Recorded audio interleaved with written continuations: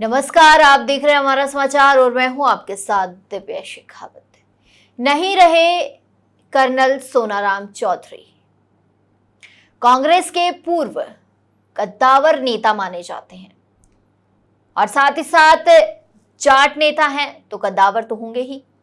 आपको बता दें कि पूर्व सांसद कर्नल सोनाराम चौधरी का बुधवार देर रात दिल्ली में निधन हो गया। कर्नल सोनाराम 4 बार लोकसभा सांसद रहे और 1 बार विधानसभा का चुनाव जीता। वे जाट समुदाय के बीच मजबूत प्रभाव रखते थे और जाट आरक्षण आंदोलन में सक्रिय रहे। कर्नल की नौकरी छोड़ वे राजनीति में आए थे। कर्नल सोनाराम चौधरी राजस्थान के बाड़मेर जैसलमेर क्षेत्र के प्रमुख जाट नेता और प्रभावशाली राजनेता रहे। उनका जन्म जैसलमेर जिले के मोहनगढ़ गांव में हुआ था।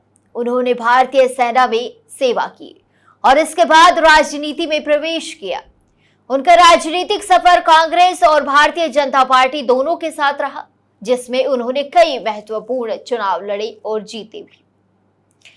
आपको बता दें कि कर्नल सोनाराम ने कांग्रेस के साथ शुरू किया था अपना राजनीतिक कैरियर। आइए जानते हैं कुछ प्रमुख बातें।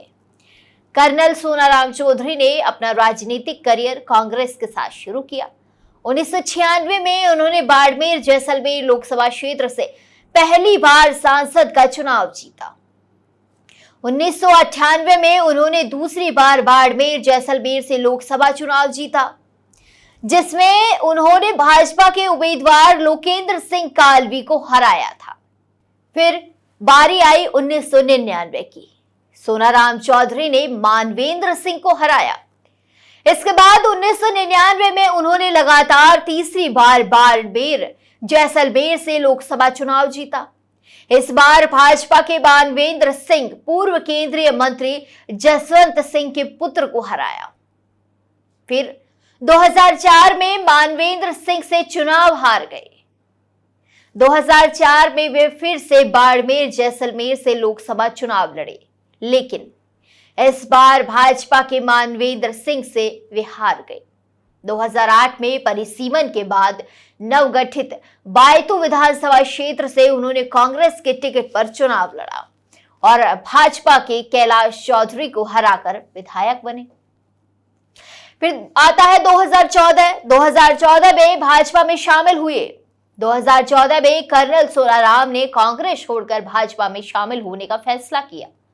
बताया जाता है कि यह निर्णय तत्कालीन मुख्यमंत्री वसुंधरा राजे के समर्थन से लिया गया, जिन्होंने उन्हें यानी कि जसवंत सिंह के खिलाफ टिकट दिलवाया।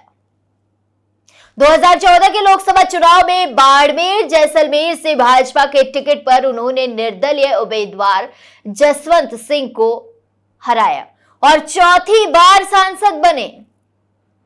यह चुनाव राष्ट्रीय स्तर पर चर्चा में रहा। 2018 में भाजपा से बाड़मेर विधानसभा से चुनाव लड़ा, लेकिन कांग्रेस के मेवाराम जैन से जो है हार गए। 2019 की बात करें तो भाजपा ने उनका टिकट काट दिया, जिसके बाद वे पार्टी से नाराज हो गए। फिर 2023 की बारी आती है। कर्नल सोनाराम की कांग्रेस में वापसी यानी कि घर वापसी होती है। 2023 में कर्नल सोनाराम ने फिर से कांग्रेस में वापसी की। उन्होंने 2023 के विधानसभा चुनाव में बाड़मेर जिले के गुड़ामालानी विधानसभा क्षेत्र से कांग्रेस के टिकट पर चुनाव लड़ा।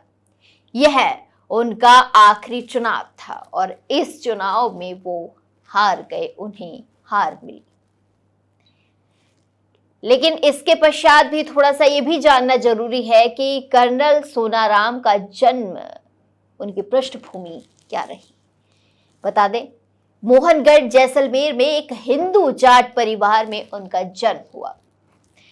पिता का नाम यूआर चौधरी और माता का नाम रतानी देवी था। उनकी पत्नी विमला चौधरी है और उनके एक पुत्र और एक पुत्री भी है। शिक्षा की बात करें तो जोधपुर के एमबीएम इंजीनियरिंग कॉलेज में बीई की डिग्री जो है हासिल की और इंजीनियर्स संस्थान भारत के फेलो FIEE वो बने हैं। कर्नल सोनाराम का अगर सैन्य करियर हम जाने तो 1966 में भारतीय सेना में भी शामिल हुई और 25 वर्षों तक सेवा की।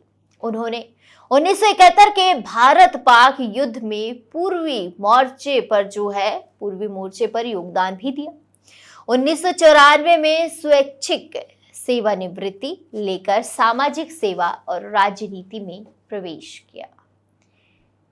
ये तो था कि सोनाराम चौधरी के बारे में थोड़ी सी जानकारी, लेकिन आज देश उन्हें इसीलिए याद कर रहा है क्योंकि 4 बार वे सांसद रहे और सांसद रहते हुए कितना संघर्ष उन्होंने किया, कितने लोगों की उम्मीदें जो उनके साथ थी उन उम्मीदों पे वो खरा उतरे, लोगों के साथ खड़े रहे, लोगों का अपार प्यार उन्हें मिला। आज भले से कर्नल सोनाराम चौधरी हमारे बीच नहीं है, लेकिन जनता उन्हें नम आंखों से अपार प्यार दे रही है। बता दें, उनकी पार्थिव देह उनके गृह नगर पहुंची है, लेकिन जनता की आंखें हैं जो बिल्कुल नम हैं, क्योंकि कहीं ना कहीं कर्नल साहब ने जो 4 बार सांसद रहते हुए जो काम लोगों के काम आए, तो कहीं ना कहीं वो प्यार जो है जनता के मन में है। भले से वो कांग्रेस में थे, भले से वो बीजेपी में गए, भले से बीजेपी छोड़ वो वापस से कांग्रेस में आए, लेकिन प्यार जनता के मन में कभी कम नहीं हुआ। आज वे हमारे बीच नहीं है। हमारा समाचार की तरफ से भी उन्हें भावभीनी श्रद्धांजलि अर्पित करती है पूरी टीम। साथ ही हमेशा वे सभी के दिलों में रहेंगे और ईश्वर जो है उन्हें अपने चरणों में स्थान दे, बस यही हमारा समाचार कामना करता है। और उनके परिवार को इस संबल की घड़ी में जो है ईश्वर शक्ति प्रदान करे।